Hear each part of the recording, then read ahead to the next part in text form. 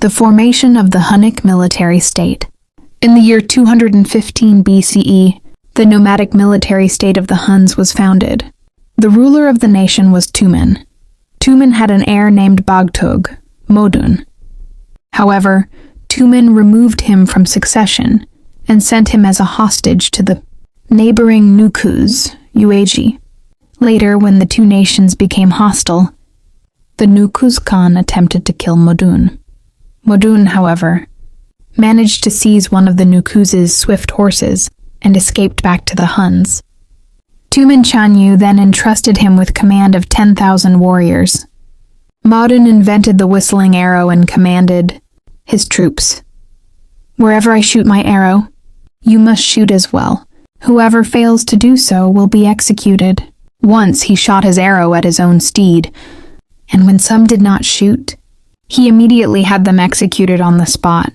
Another time he shot an arrow at his own wife. Again, those who failed to shoot with him were killed. When he went hunting with Modun Chanyu, Modun shot at Tumen's horse.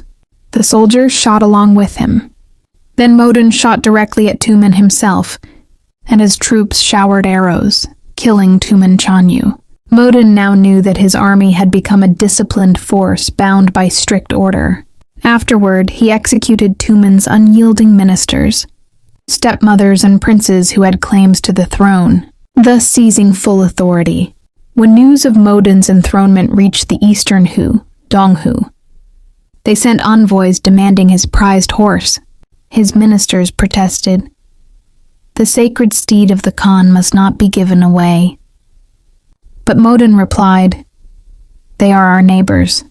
How can we refuse to share even a horse with them?" And he sent the horse. The following year, the Donghu again sent envoys, this time demanding Modun's wife. Enraged, his ministers said, "The Donghu have gone too far. As if last year was not enough, now they dare demand your wife. Let us ride out and destroy them." But Modun replied, "They are neighbors. If we cannot share even a woman with them, how can we live in peace?" And sent his wife to them. The next year, emboldened, the Donghu sent envoys once more, saying, "Between the Huns and us lies 1,000 li stretch of empty land. The Huns must never again set foot upon it. That land shall belong to us." Some ministers argued, "It is but empty land, of no use to us. Giving it away matters little." Enraged, Modun declared, "Land is the foundation of the state. How can we yield it to the enemy?" He executed those who had spoken in favor of giving away the land, killed the enemy envoys, and issued an order throughout the realm. "Whoever fails to join the campaign shall be executed." Every able-bodied man of the Huns marched to war. They struck the Donghu by surprise, utterly defeated them, killed their Khan, and enslaved their people. After that, they crushed the Nukus, seized their lands, and drove them westward. The Nukus fled to the Ili and Jetissu region, where they attacked the Saka. The Saka were forced to flee toward Afghanistan and India. Modun dispatched the Usun, to pursue the Nukus. 30,000 Wusun warriors, led by Lejao, Lopkok, drove the Nukus out of Jetissu and took the land. Thus, the western frontier of the Huns reached Jetissu, while in the east their domain stretched to the Sea of Japan. In eastern Turkestan, 36 states, including Khotan, Fergana, and Kashgar, submitted to the Huns. To the northwest, the Kipchak, Jangkun, Senle, and Dangling tribes between Lake Baikal and the Sayan Altai Mountains also submitted. In the south, the Qiang were subdued as well. Thus, a great Hunnic nomadic military empire was established, with a territory exceeding 10 million square kilometers. The subjugation of China. In the year 200 BCE, a decisive war of historic significance broke out between the Hun Empire of China and the Huns. Prior to this, the Qin Empire had collapsed, and it had been 7 years since Liu Bang ascended the throne. With 320,000 troops, he marched against the Huns. The Chinese historian Sima Qian records the event as follows. The Chinese rising up.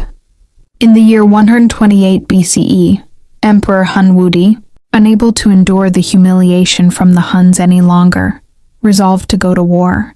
Many of his ministers opposed this decision. When they first heard the words war with the Huns, most of them trembled in fear.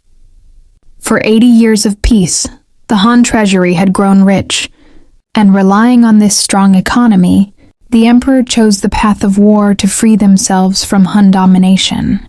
Realizing that they could not win on their own, the Han sought to form alliances with the Wusun and the Yuezhi in the west.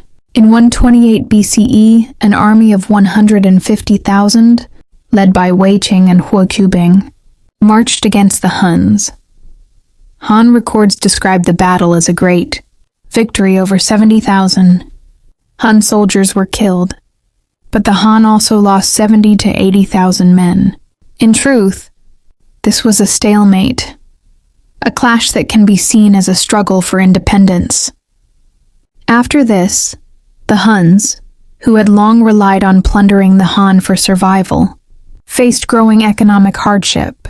Another major source of their wealth had been control over eastern Turkestan.